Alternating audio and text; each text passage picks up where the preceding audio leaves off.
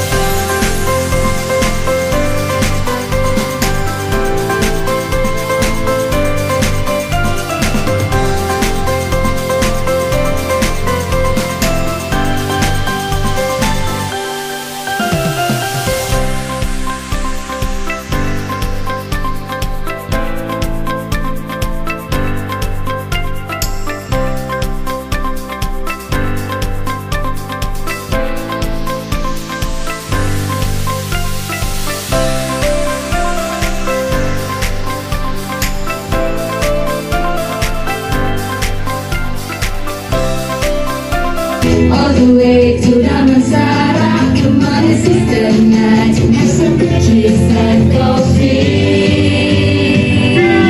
Masa muda, jangan pernah sia-siakan.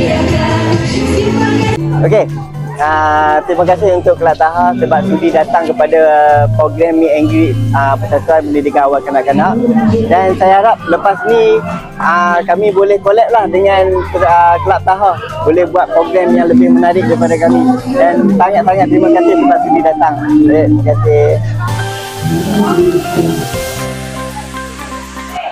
Alhamdulillah telah selesai sudah Meet and Greet daripada Persatuan Pendidikan Awal Kanak-Kanak USAS. So, kami ingin mengucapkan terima kasih kepada Persatuan Pendidikan Awal Kanak-Kanak USAS kerana jemput untuk ke Meet and Greet pada hari ini. So, itu sahaja dari kami. Bye.